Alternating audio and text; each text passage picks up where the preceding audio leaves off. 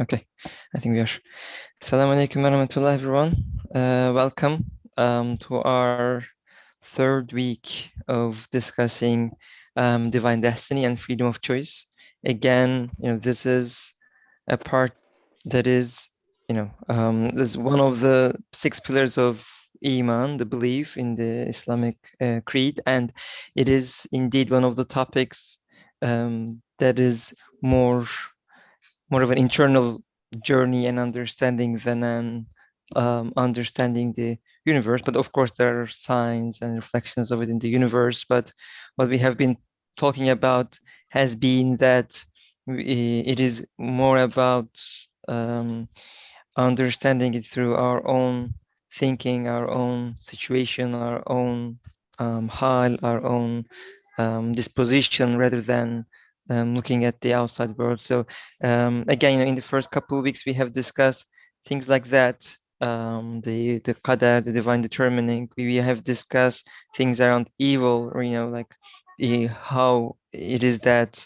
divine determining or qadar doesn't really um, inflict tyranny, because it always is, there's always justice. And we talked about again how to understand it, and how to where to apply um, freedom of choice, and where to apply divine determining. Again, we talked about past versus future, the good things versus bad things. Again, we talked about how human beings are supposed to own their faults and the bad things that they do, but how they cannot really claim ownership of the good things that they have been a part of, or good things that happen through their hands. So inshallah, this week we'll have Dr. Colin Turner from UK, but also we'll have Baika Yurdakul from Bloomfield, Connecticut, from our mosque there. And me, Mustafa Akbulut, inshallah, I'll be trying to moderate today's session as well. So inshallah, we will go into, so we have been discussing 26th word, right, about divine determining. We have discussed most of the first topics. It has like 4 topics, and inshallah today we will discuss more about the second topic, and and we will go into the second question more, right? How should we really reconcile the concept of power of choice and divine determining? And we will go into, I guess, somewhat of a nature of divine determining, like what it is, or what do we mean by God knowing everything. Um, we will even go into things about the concept of pre-eternity, azal, right? And then like, how should we understand it? So inshallah, those 2 topics, we will try to cover it some. So inshallah, I'll read through one part of it, and this is in the beginning of the whole thing, but I'll read through the one part of the second topic, um, and then we will discuss more about the nature of qadar, the nature of divine determining, inshallah. I'll read through it, and inshallah we can then continue. Bismillah ar-Rahman ar-Rahim. وَإِن مِّن شَيْءٍ إِلَّا عِندَنَا خَزَائِنُهُ وَمَا نُنَزِّلُهُ إِلَّا بِقَدَرٍ مَّعْلُومٍ وَكُلَّ شَيْءٍ أَحْصَيْنَاهُ فِي إِمَامٍ مُّبِينٍ. In the name of God, the Merciful, the Compassionate, and there is not a thing but His sources and treasures inexhaustible are with us. But we only send down thereof in due and ascertainable measures.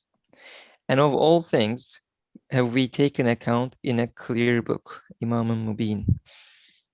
Again, we are jumping on the second topic, since we discussed most of the first topic in the first couple of weeks. The second topic, this is a minute and scholarly investigation addressing scholars in particular. So there is almost this disclaimer in the beginning. So um, just to brace ourselves, I guess, so that it is something of a deep topic that has been of a scholarly investigation and discussions in the past. If you say, how is divine determining compatible with the power of choice? The answer, in 7 ways. Yeah, and I'll read through the first 4 ways or so, and then first 3 ways, maybe Yeah, 3.5. And then we can start discussing. The first, the all just and wise one, to whose wisdom and justice the universe testifies with the tongue of order and balance, gave to man a power of choice of unknown nature, which would be the means of reward and punishment for him, for the human being. We do not know many aspects of the numerous aspects of the all just and wise one's wisdom.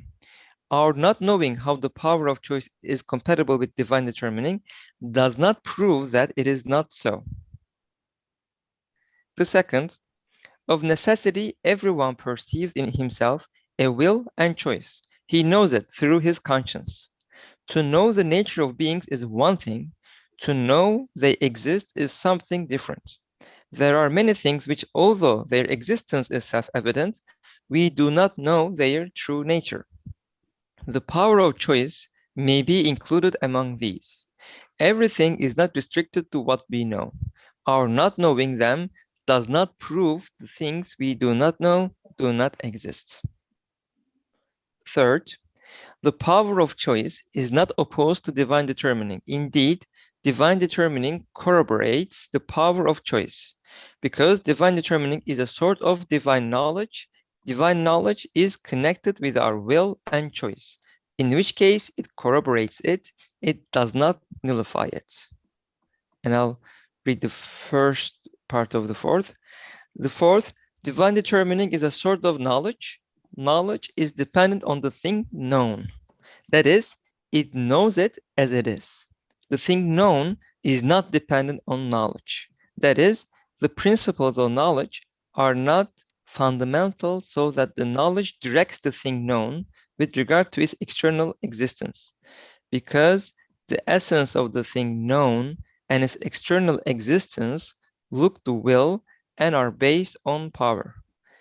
Again, a few items here that we can really unpack, and I want to stop here for our discussion. So maybe today I'll start with Baykar Abi. Would you like to say a few words about this and also any I don't initial want thoughts? to go against our custom, but sometimes it's good to break the habits. Yeah, right. أعوذ بالله من الشيطان الرجيم بسم الله الرحمن الرحيم الحمد لله رب العالمين والصلاة والسلام على رسولنا محمد وعلى آله وصحبه أجمعين. Assalamu alaikum all. Inshallah, we make dua that we will come with the utmost benefit of this chapter. It's a very important chapter that covers a very important part of our creed. May Allah lead us to help our understanding, inshallah, during this 1 hour. I want to start with remembering the first part. We talked for 2 weeks, but it's good to remember because of this statement. You started saying this is a minute and scholarly investigation addressing scholars in particular.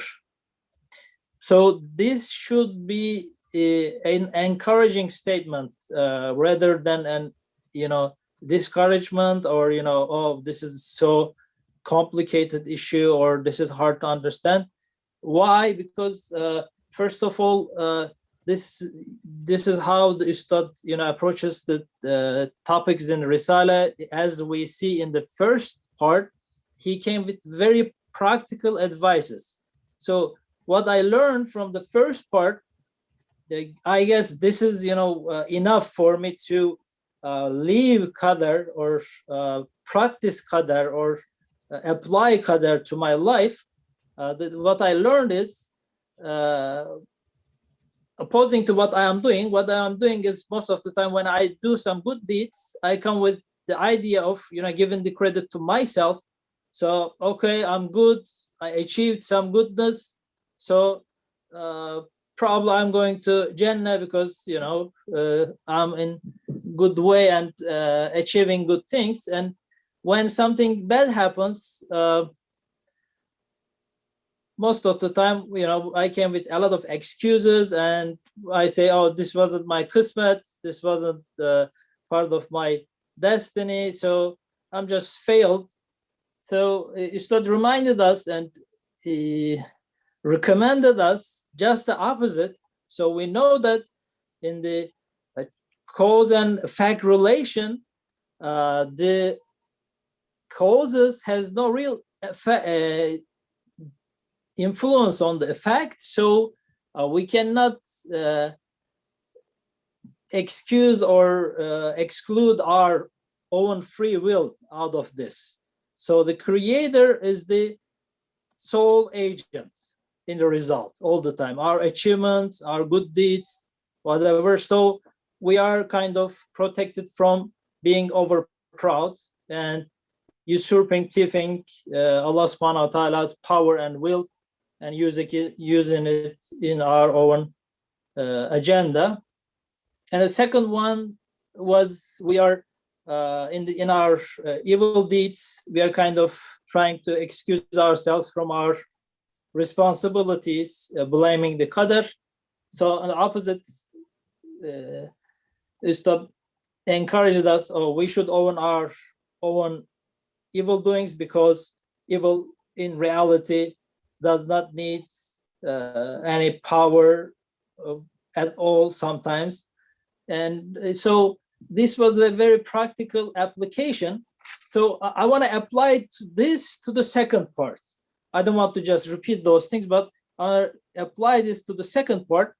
So when I come with a wrong understanding of qadar, a lot of questions follow it. For example, how does God knows what I am going to do? So now I'm giving a real agency to myself.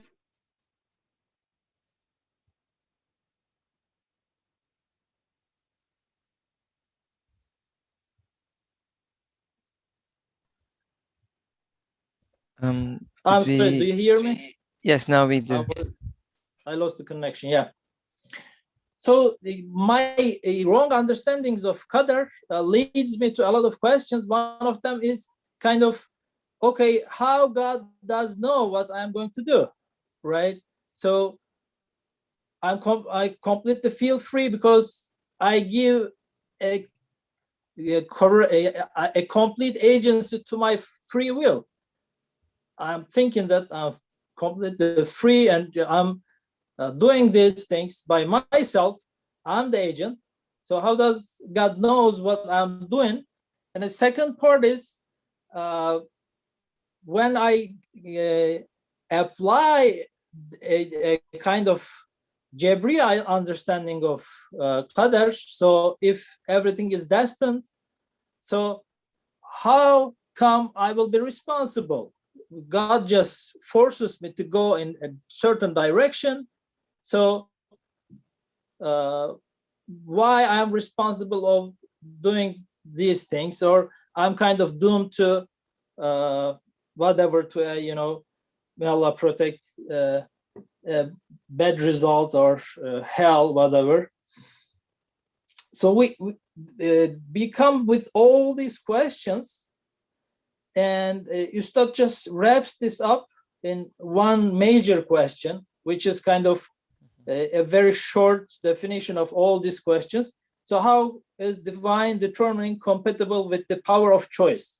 So the first and the second point just kind of, again, gives us a practical way, makes it approachable for us. I want to go through it again. So first of all, the all just and wise one, Allah is all just and wise. So if thinking of, Allah decreed me and pushed me this way, or kind of oppressed me to a certain result, with a certain result, so I have to go this way, I have no choice, is kind of this is the short and ultimate answer. Allah is all just and wise. He will never oppress me. He will never violate the kind of or push me a certain way that will, harm me. So first of all, I need to be certain and sure of this. And what's the evidence? Again, I'm not, discouraged that, oh, you should have a blind faith with this. To whose wisdom and justice the universe testifies with the tongue of order and balance. So, yes, it is hard to understand Allah's eternal ilm, knowledge. It is hard to comprehend how it is, really working together with my limited free will.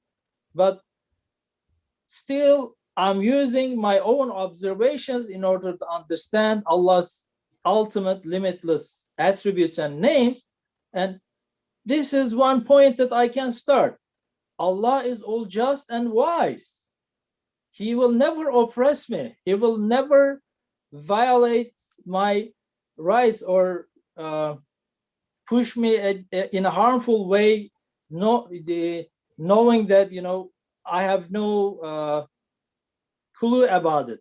So in a way, how we call it, there's no compulsion in religion, right? So if I think that Allah just is forcing me to a certain way, it is against part of also our understanding, our observations. Allah shows us that He is just and wise. And what's the evidence? The whole universe is the evidence. Who is universe? Who is wisdom and justice? The universe testifies with the tongue of order and balance. So everything is measured, everything is with balance and order, with purposes. So Allah is all just and wise. He will never oppress me. So this gives me a certain comfort in order to approach more in balance to these questions. So because if I come with a lot of backpack full of wrong questions, now I'm kind of either in one side, I'm kind of, oh, am I losing my faith? Is this incomprehensible and hard to understand issues, this qadar issues, and I have to believe in it blindly, but it's not possible to understand it anyways. This is not the fact. So first of all, Ustad comforts us with a part that we can easily understand. So we can now be more curious about it. Because we are safe, we are saying that, oh, alhamdulillah, qadar is not forcing me to a certain direction. Allah is all just and wise. Kind of have this comfort to approach the question in a more balanced way. Inshallah, I will just try to understand it. I'm not forcing myself to, oh, I need to, really believe in this, in some ways. And the second one, necessity, everyone perceives himself a will and choice. He knows it through his conscience. To know the nature of beings is one thing. To know they exist is something different. There are many things which, although their existence is self-evident, we do not know their true nature. The power of choice may include it among these. Everything is not restricted to what we know. Our not knowing them does not prove the things we do not know do not exist. So the second one also, yeah. Can you open it as up a believer, maybe? Yeah, like what does it mean that knowing something versus knowing its nature? I mean, is it really the case?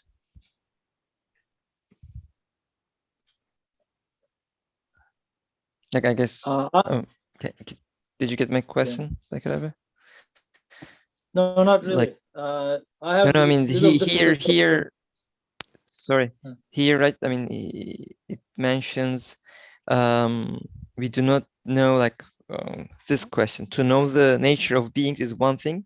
To know they exist is something different. There are many things which, although their existence is self-evident, we do not know their true nature. And maybe can we give maybe other examples, or are there things that we really know that they exist, but we don't know their nature? I just wanted to see if we can open this sentence up a little bit.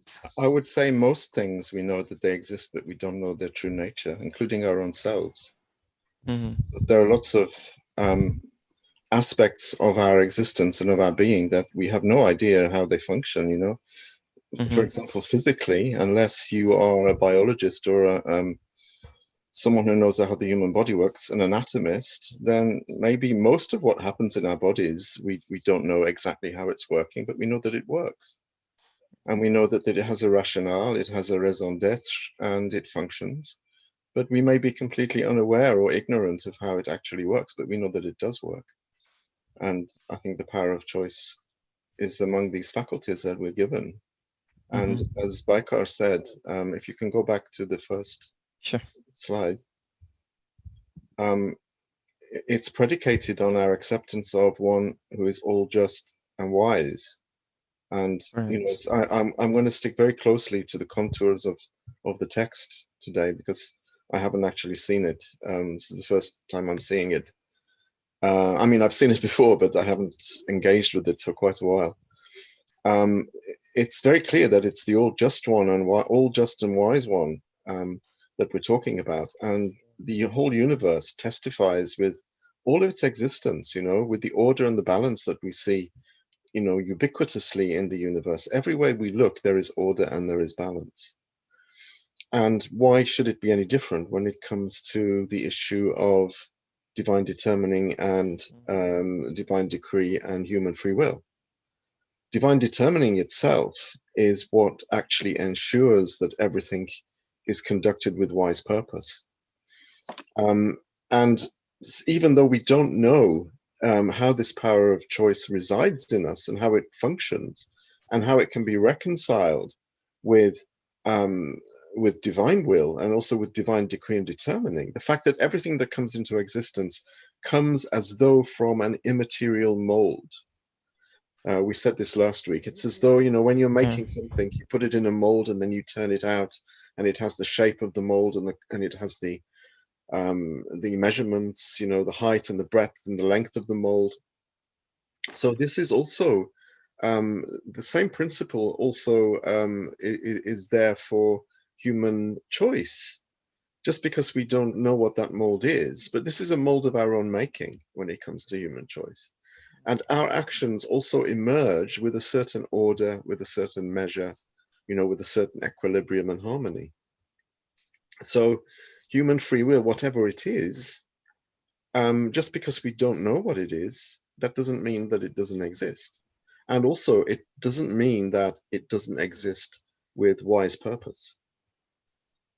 Even when it comes to reconciling human free will, and we can talk about this reconciliation later, it's very difficult sometimes for us to reconcile human free will with divine decree and determining, because we say, well, if Allah knew from X time in the past, you know, from pre-eternity that I would do this, then how can I say that I'm not coerced? How can I say that I had any choice? But actually, it's a mix of categories, you know, it's a category error there, which we can talk about that when we come to that section. Yes, inshallah. But the first point is the one that Baikar made, and also he accentuated it. It's the all just and all wise one. Yeah. And the second thing being that just because we don't know how something works doesn't mean that it doesn't exist. Yeah, great. Yeah, thank you, Konab. And I mean, as a scientist myself, even like you said, maybe the scientists who are in the thing might know better than nature, but no, really, I mean, the scientists do not know the true nature of things most of the time either. I guess, like, I'm an electrical engineer, but if you say, like, do you know the nature of electricity? No, I mean, we know how it behaves. We know, like, what to expect from it, how to generate or how to move it around, but we don't really know the true nature of that. Can we Or quote even you on that? Can we quote you on that? That most scientists don't know the true nature of anything. Probably, because like, yeah, gravity, right? I mean, even things like a gravity, we know that it exists. We know how to model it. We know how to, what changes its effects, or it depends on like size of a planet or something. But we don't really know what really pulls people down to the center of the Earth. I mean, this is, and I could probably even quote Richard Feynman, right, who is one of the quantum physics experts in the 50s. Like he has like this very famous Feynman lectures. He mentions this, like, we don't know what gravity is, like what makes things pull each other. I mean, we know it exists, but we don't really know what it is. So yeah, I mean, just wanted to say that like scientists also don't really know the true nature of things. And you can't prove the existence of gravity either. Can I you? mean, You can't prove it. Empirically, you can't prove it. I mean, You can point to the effects of gravity, but you can't I see, empirically. yes. Yeah, you can't Yeah. empirically test it, and you can't isolate it, and you can't, you can't capture it in a laboratory.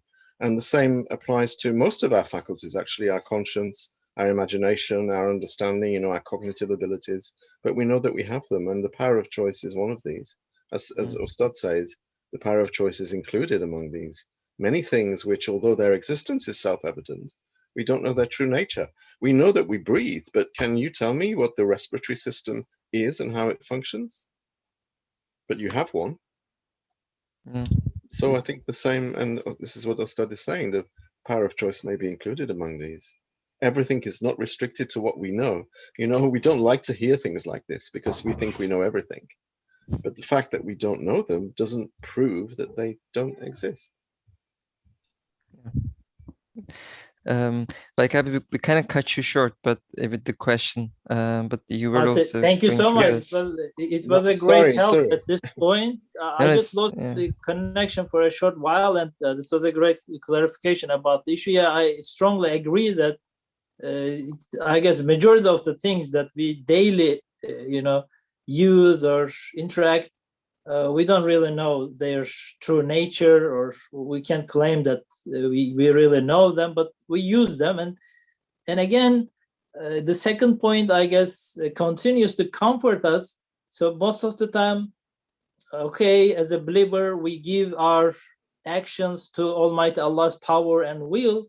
So at the end, I'm kind of, have no freedom, or, I just have to do this. I'm just, kind of pushed a certain way. But this says no.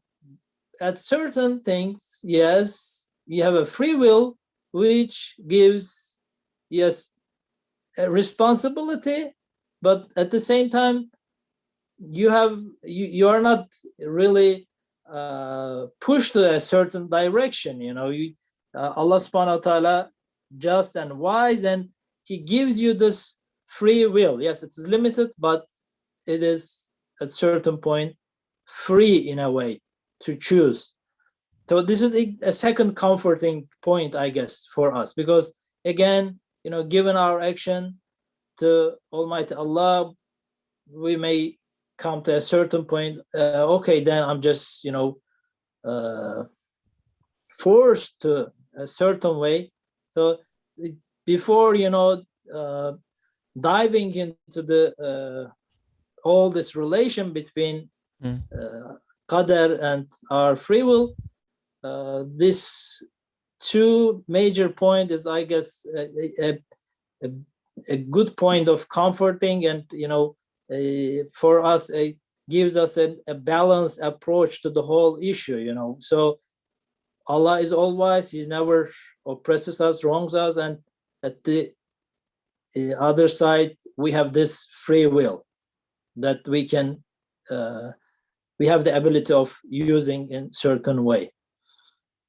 Yes, it has limits, and we don't know how it's affected from certain things, but we observe it, we experience it. We do choices from morning to night.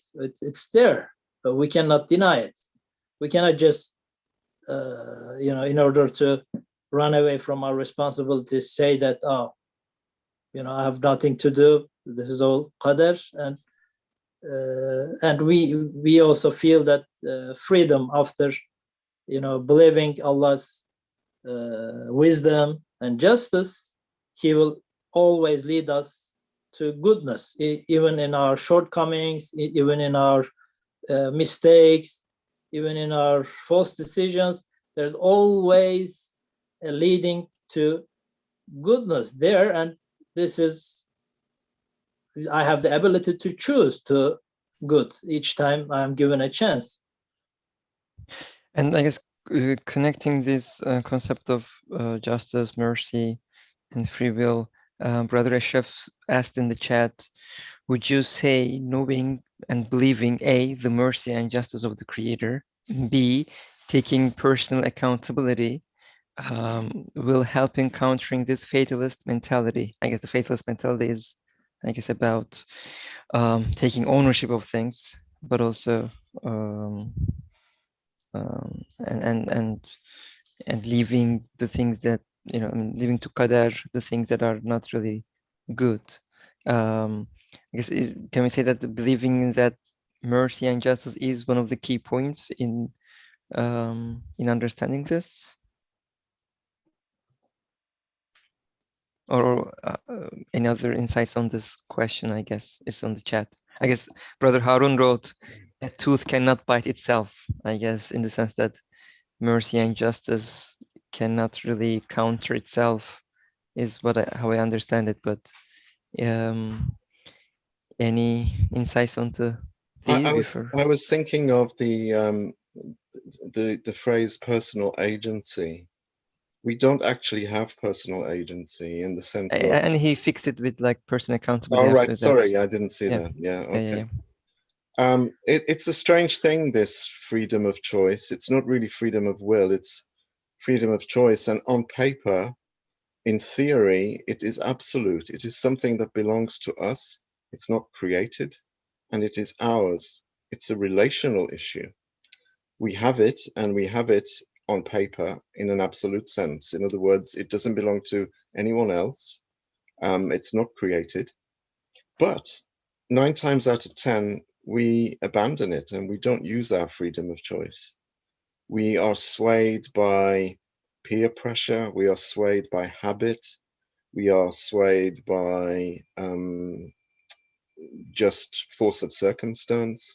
We are swayed by not thinking. In other words, most of the time we do things really without thinking and really without choice.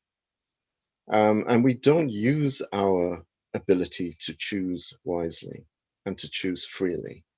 So if we're just sort of pulled along like a leaf on water by, social norms, social habits, customs and conventions, as I said, peer pressure, advertising, what I've always done, what my parents have always done, what my people have always done, we often squander our ability to choose by just acting really without thought. And so we give up our freedom to choose most of the time. It's only on paper that this actually exists, and it's very, very rare that most people actually put it into use. But when we do put it into use, it is something which makes us accountable and culpable, because no one is coercing us, no one is forcing us. And this whole idea that Allah knows from pre-eternity that we will do X, Y, or Z. I think there is a slide later on which abuses us. It disabuses us of the notion that his knowledge is coercive knowledge. Knowledge is not coercive, because knowledge, in a sense, is dependent on the thing known. It's not the other way around. Yeah, and actually it's a nice segue into that. But yeah, yes. I agree. I mean, what you said about also conscience, and although as you said, we might be coerced, not coerced, but influenced by lots of things around us. I guess in our hearts and our conscience, we do know that we have the control, and all these like feelings of guilt and stuff probably tells us that we chose certain things, and it kind of, I guess, tells us we do have a power of choice in us. The thing is, Mustafa, is that, you know, it may seem trivial, this, but if you're not using your choice consciously, you abandon it, and you abandon it to, if you're following society, if you're following peer pressure, you're following advertising, you basically are abandoning it to something else. Yeah. And usually that something else is not good. It's not wholesome. So it's like saying, if you're not using your choices wisely, and it can come down to something as trivial as choosing food to eat for your dinner. If you choose something that's unhealthy for you, you've chosen unwisely. And if you've just gone along with the first thing that you see on the TV adverts, or if you're being pressurized by, you know, your peers, your friends, you're going out and you say, oh, have a beef burger, it doesn't matter, have 2 beef burgers, have 3. If you're not using those tiny choices wisely, it means we're actually not giving credit to this freedom that we've been given. So we have to use even the smallest choices wisely. If we don't, it's as though we're surrendering our choice to shaitan. You know, you may as well surrender to shaitan, because you're not choosing wisely. So it means you're choosing unwisely. So even on these very, very, you know, apparently trivial issues, we have to use our ability to choose wisely. And often we just give up our ability to choose and we let others choose for us. And it's the same as breathing, you know. Breathing is one of the few bodily, respiration is one of the few bodily systems which can be controlled directly by the body itself or by us. Most of the time we breathe without thinking, but we can take control of breathing as well. You know, it's one of those things that we can actually actively take control of. And I think choice is the same. And if we don't take control of our choices, things are chosen for us. Brother Harun wrote in the chat, not to choose is a choice too. So indeed, I guess, right? There's a choice there of not choosing for themselves and being affected. He's a tricky guy. It's such an enigmatic thing to say. Yeah. So okay, maybe I'll jump onto that second piece as we started talking about a little bit about Trying to follow up what Colin Hocam said. So go ahead. in a way, maybe we can still, remember that everything, every single cause we consider is a dua. It's asking from Allah, and the result is all the time by Allah subhanahu wa ta'ala. So I don't know if we can apply the verse here. وَمَا دُعَاءُ الْكَافِرِينَ إِلَّا فِي ضَلَالٍ. So those duas, even made by shaitan to lead us to the dalal, is still a cause which is, comes to the presence of Allah as a dua, and it's kind of, if I can call it dua, I don't know what we Definitely. can Not definitely, yeah. Definitely. So it doesn't have a direct effect on us, or those influences, those causes that pushes us to certain direction, the peer pressure, whatever, but they're adding up. And I can consider it from my own choices too. Maybe 10 years ago, when I think about a certain decision, I would say, oh, I will never do this. How come, they do this, whatever. And 10 years later, I did the same mistake by my own will.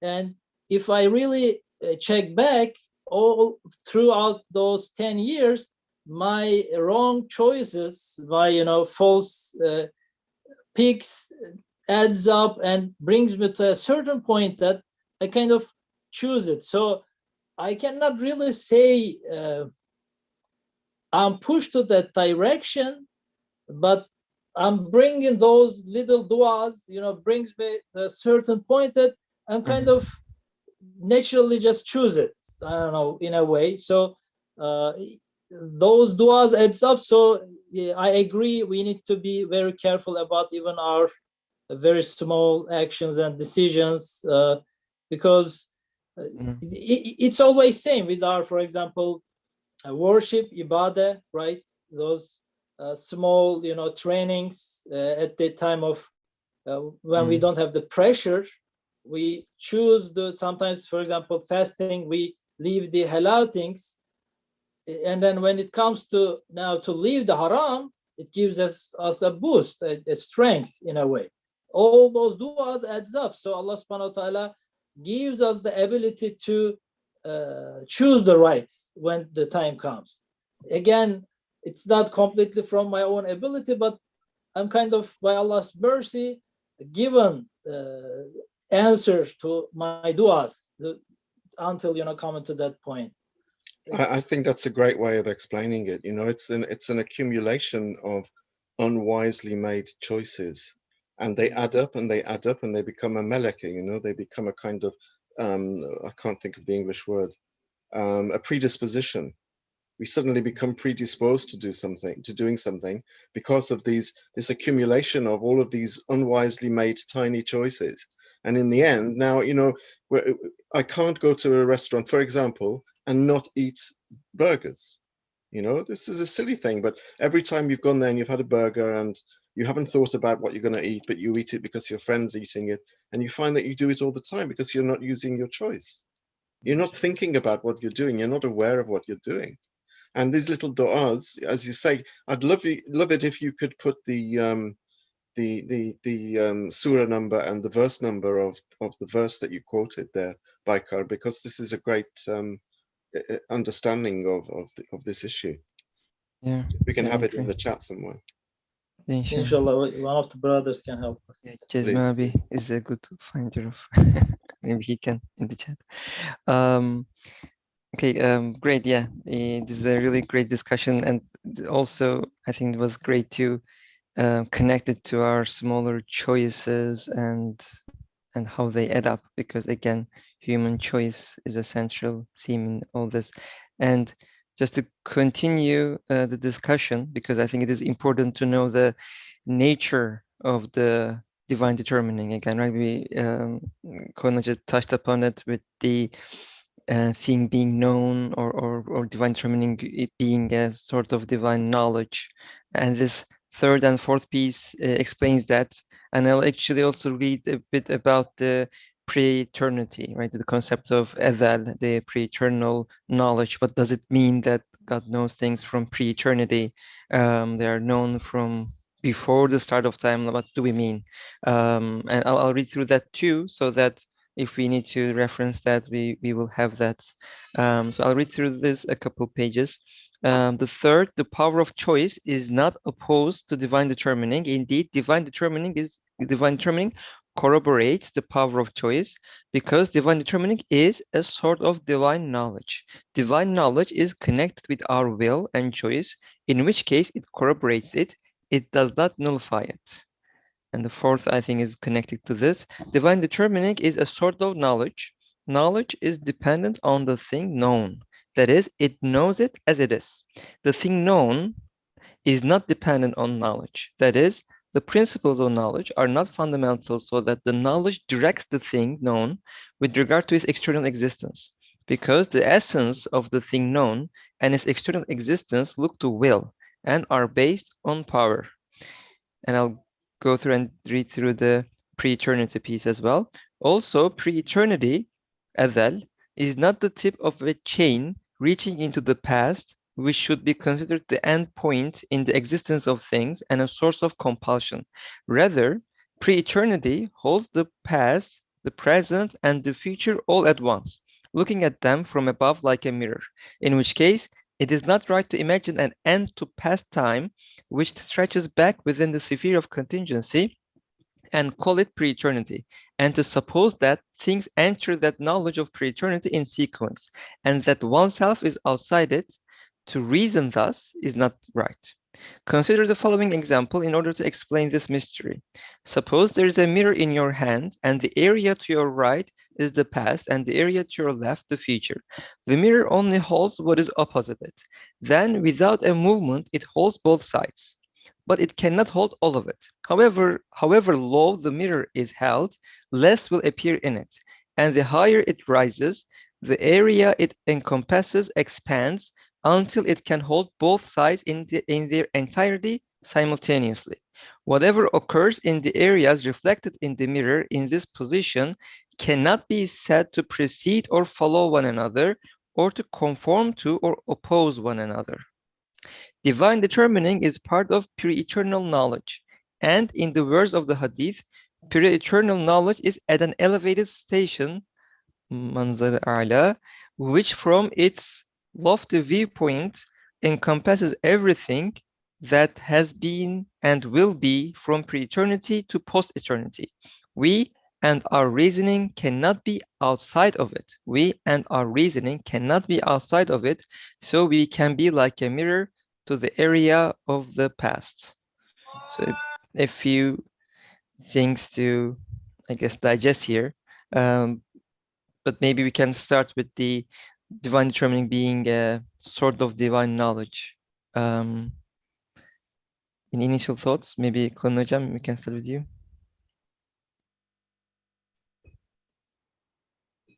Sorry. When something comes into existence, it is contingent upon knowledge, because it comes into existence, as we see, with order, with equilibrium, with a certain measure, with a certain trajectory, and with a certain telos. And if we go back to the cherry tree, we see that the seed of the cherry tree carries inside it the plan of the whole of the life of the cherry tree. And that is predicated on the creator of the cherry tree having knowledge. So whatever happens is known beforehand. And this beforehand is a human term, it's a time term. And these time terms are always for us, not for the creator, because the creator's relation to time is very, very different. So this knowledge precedes the emergence of a being in the phenomenal world. So when the cherry tree starts to grow and it starts to give cherries, every stage that the cherry tree goes through is already known by the creator beforehand, because the creator is the one who has written the plan. And that plan has existed in the creator's mind since pre-eternity. Now, again, these terms are quite clunky terms, really, because we're talking about a being whose relation to time is completely ineffable. You know, we can't describe it. We can't even think of it. But the knowledge is not coercive knowledge. It doesn't force us to do anything. It's like, for example, if I know that my student will fail in his exam or her exam, the student cannot take me to court and say, well, he forced me to fail because he knew I was going to fail. You know, the fact that I know that you're going to fail didn't make you fail. You made you fail. You failed through your own, you know, ineptitude. So my knowledge is dependent on my knowing my student. I know my student hasn't worked, so my student will fail. So in that sense, and again, we can't say that God's knowledge is dependent on anything, but for the sake of, you know, understanding, we can use it. We can use the idea to help us better grasp the notion. My knowledge of the student is what tells me the student will fail. I don't make the student fail because I know the student will fail. And so when Allah knows from pre-eternity how things in our lives are going to turn out, he hasn't forced us. This is why the idea of foreknowledge being somehow coercive is so damaging. And this is how people conceptualize divine determining. Oh, why did you create me if you knew I was going to hell? You know, am I not forced to go to hell because you created me and you knew I was going to go to hell? Well, no. You know, we go to hell with our own volition, with our own will. So we have to take that out of our minds, get that out of our minds, that somehow divine knowledge is causative in our, you know, in the things we do which are wrong. Divine knowledge is not causative. Divine will maybe, but divine knowledge isn't.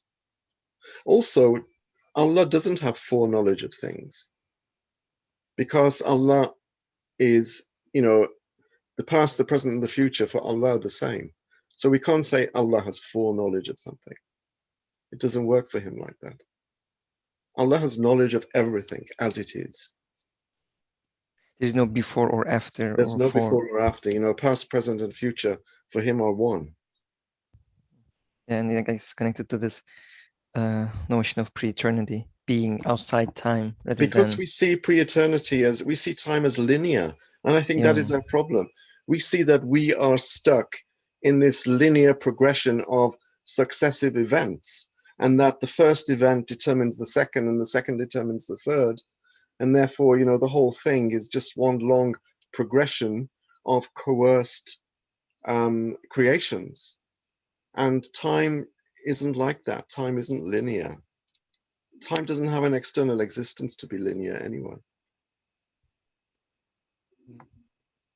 And we think of it as a very universal being that no one can really be outside of. So some knowledge being outside time is hard to grasp, I guess, and that's why people are probably going into error around these.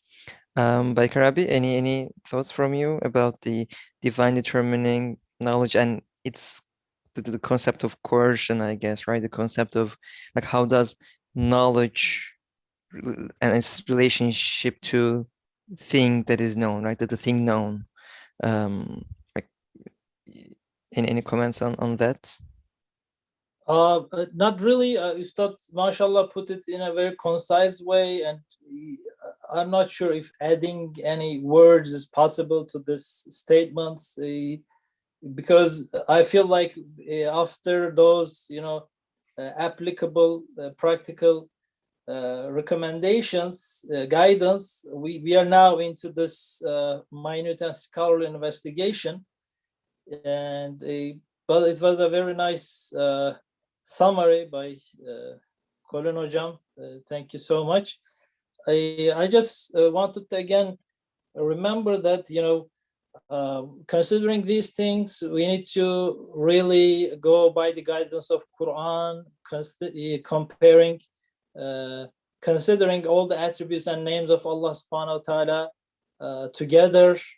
So we're talking about the limitless knowledge of Allah subhanahu wa ta'ala, and most of the time, again, we come with our own experience, with our own observances, and we try to apply our limited understanding, limited knowledge, limited abilities to Allah subhanahu wa ta'ala's attributes. And this is not possible at all, of course.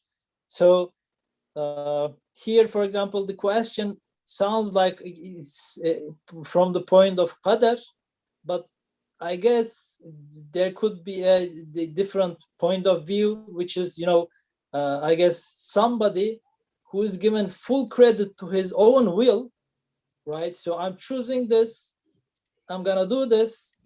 So how come God knows about it? So in our own experience, you are in the past, so you assume, you just make it, you just try to tahmin, Predict maybe? predict things, Or and guess? then guess things, and then it comes or not. Oh, I said that, I knew. What, you just predict, you just guess, right? So we are trying to kind of apply this to Allah subhanahu wa ta'ala. So our point of view here is kind of wrong. So you start, first of all, tries to correct this point of view. This is Allah's knowledge. It's completely a different point of view. It's not a point at the past and looking through all these, things will be coming to actuality, to the current time, but it's a view that sees everything all together. So I cannot really apply that understanding of mine to Allah's reality. It's a completely different concept, and thank you, Colin Hocam, put it in a very nice way. And what do you think about the pre-eternity and this example of a mirror and understanding Ezel, the concept of Ezel? Any comments about that?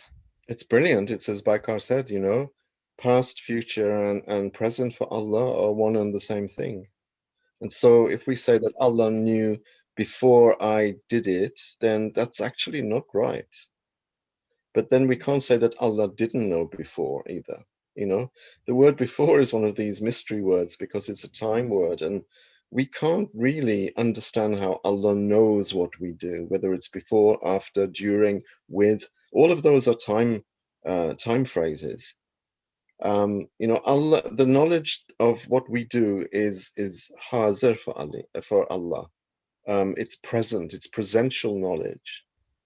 So it's not past, it's not future, it transcends the present. He knows, you know, it's in his knowledge. But it's not a coercive knowledge, as we said. We're not talking about power here. We're not talking about will. We're talking about knowledge. And knowledge, in one sense, is dependent on the thing known. Dependent ontologically, I'm saying, not dependent temporally. Being dependent temporally is not the right thing to say about Allah, because that would sort of imply that Allah's knowledge comes after our doing something or our choice to do something, and that's not the case either.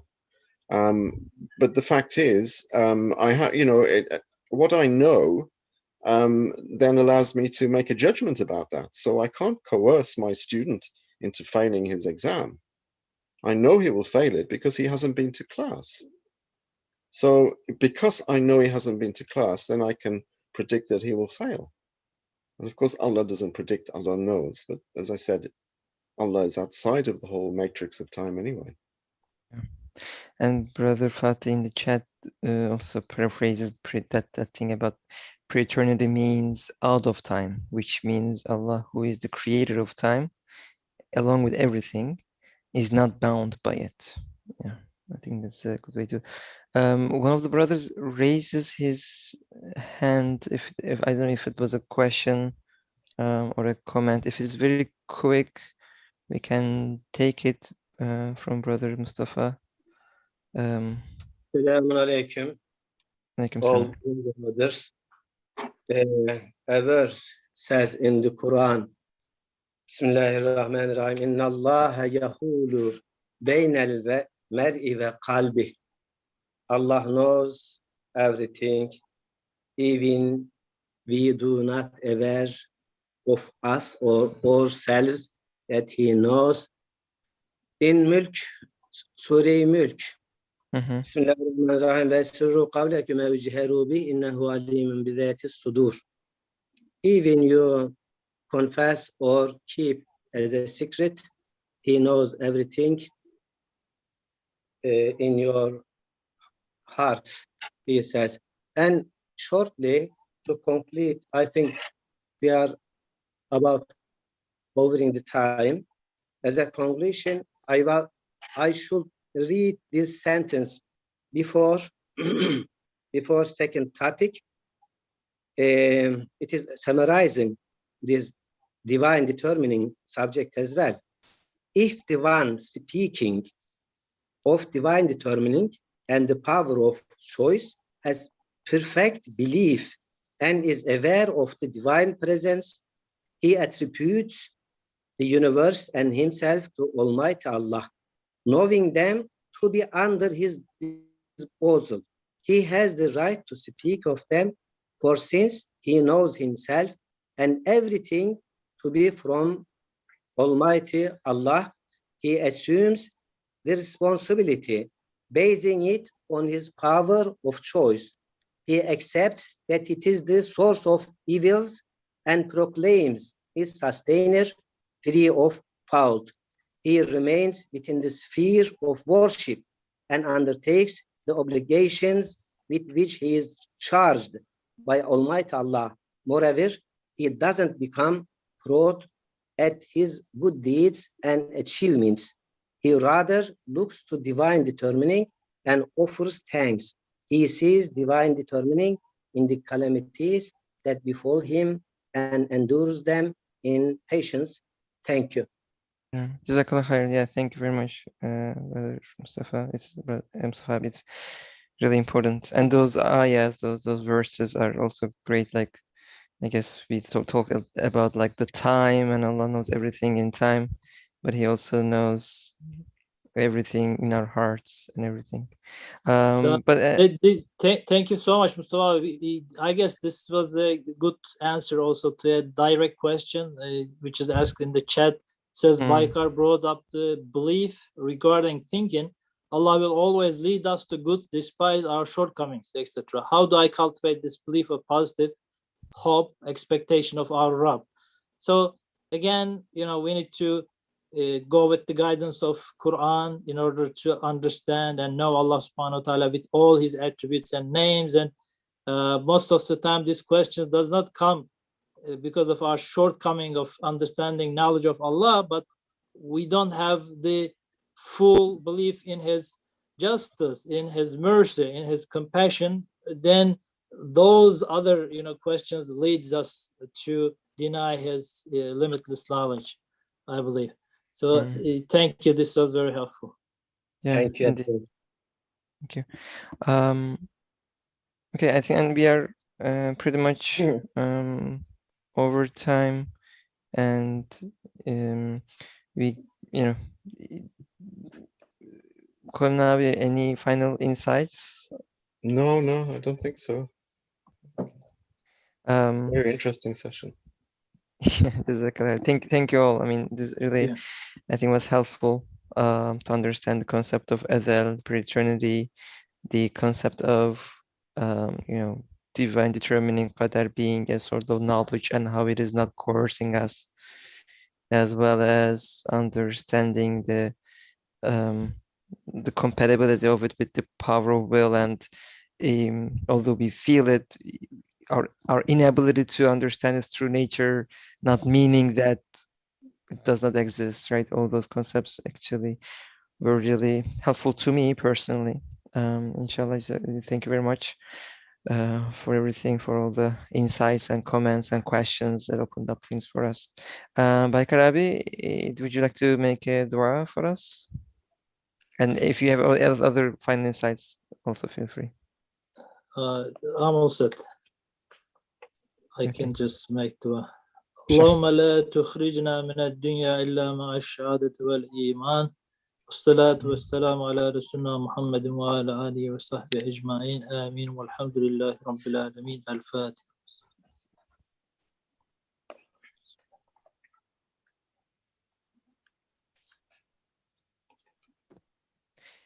Thank you, everyone. Inshallah, we'll see you next week for probably our final session of the topic of divine determining.